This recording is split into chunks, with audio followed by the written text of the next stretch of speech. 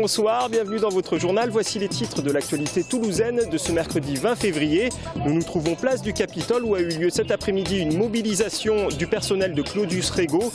Ils réclament des réponses concernant leur déménagement sur le site de l'Anglade. Surendettement, des chiffres en baisse malgré la crise. À Toulouse, la Banque de France a constaté un recul des dépôts de dossiers de 6%. Et enfin, la cigarette électronique est l'une des solutions lorsque l'on veut arrêter de fumer. Le marché se développe de plus en plus.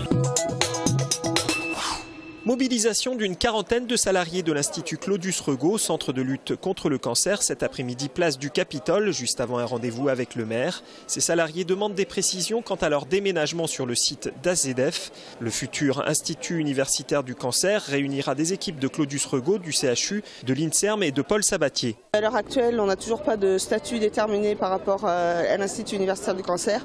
On ne sait pas si on va rester un centre de lutte contre le cancer ou si on va être intégré au CHU. Notre but aujourd'hui, c'est de faire part de toutes nos inquiétudes à Monsieur le maire et essayer d'obtenir son soutien. Et également d'avoir des informations par rapport aux infrastructures sur le site, notamment en ce qui concerne les crèches, les ballastières, est-ce qu'elles vont être dépolluées, oui ou non. Autre inquiétude de ces salariés, des suppressions d'emplois liées à la possible mise en commun de certains services avec le CHU. On est inquiet parce que vu le contexte budgétaire actuel où c'est plus faire des économies qu'on va, on a peur des économies d'échelle qui pourraient être décidées. C'est-à-dire notamment pour tous les services supports administratifs, logistiques et tout ça. Durant l'entretien, le maire de Toulouse a assuré aux salariés qu'il écrirait un courrier à Marisol Touraine, la ministre des Affaires sociales et de la Santé, afin de faciliter une prise de rendez-vous. Moins de dossiers, mais toujours plus de surendettement en direction de la Banque de France à Toulouse, où les derniers bilans sont tombés. Des chiffres certes en baisse en Haute-Garonne, 6% environ. Le département a vu passer 3500 demandes d'ouverture l'an dernier contre près de 4000 en 2011. Explication. Cette baisse s'inscrit dans le même mouvement constaté au niveau national. Il faut la relativiser en effet puisqu'elle s'inscrit en baisse par rapport à une année 2011 qui avait été particulièrement importante et où le taux d'augmentation pour la Haute-Garonne était de 10%. Donc nous sommes certes en diminution par rapport à cette année-là, mais nous restons dans un niveau de dossier de surendettement qui est en constante progression depuis quelques années. Une situation où tout peut basculer très vite et ce, à n'importe quel moment de la vie. On n'arrive plus à payer ses factures et puis les choses s'accumulent et on n'en voit plus le bout. Et donc du coup on finit par arriver à Banque de France et déposer un dossier histoire de pouvoir sortir un peu la tête de l'eau. Un dossier à remplir avec précaution, lequel cheminera ensuite vers l'acceptation ou le refus de la commission décisionnaire. À noter que les motivations font partie aussi des critères d'évaluation. Enfin, sachez que le budget estimé, une fois les crédits imputés, s'élève à 630 € en moyenne pour une personne seule. Budget comprenant le téléphone, l'habillement et les frais alimentaires.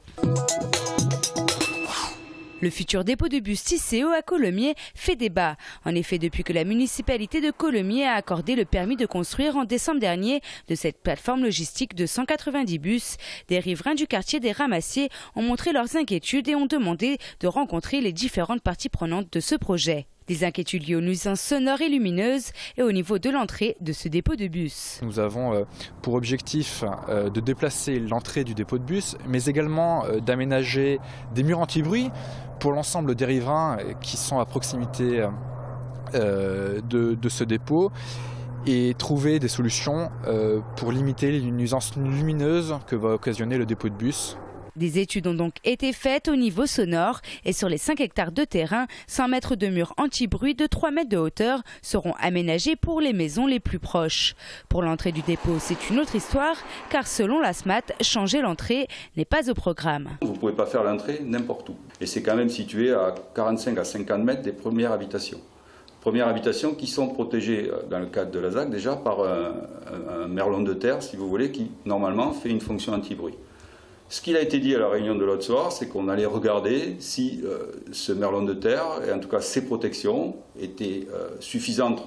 Réglementairement, elles le sont, puisque l'étude de bruit le montre, mais si elles n'avaient pas besoin tout de même, si vous voulez, d'être renforcé. Et ça, c'est à l'étude aujourd'hui. Des comités auront lieu une fois par mois entre les habitants et la SMAT. L'objectif est donc de trouver des compromis acceptables par tous avant l'ouverture du dépôt en fin 2014. La cigarette électronique, c'est un objet plutôt design. Il y a une soixantaine d'arômes, plus ou moins dosés en nicotine selon votre dépendance. Alors là, on a 4 dosages de nicotine. Alors on a du sans nicotine. Tout ce qui est parfum sans nicotine, on aura des flacons avec des bouchons blancs. Plus l'embout est vert, plus le dosage en nicotine est fort, avec un maximum à 16 mg. Coût du flacon, 7 €. Il équivaut à une cartouche en quantité et un plein du réservoir à une vingtaine de cigarettes. Je mets mon liquide à l'intérieur, hop, je recharge, tout en appuyant.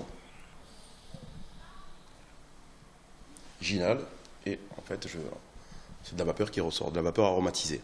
Comptez 60 € pour un kit complet. Dans cette boutique, l'engouement est fort. Pour preuve, les clients attendent dès l'ouverture et affluent toute la journée. Alors une cinquantaine de clients, on va dire, par jour. Oui.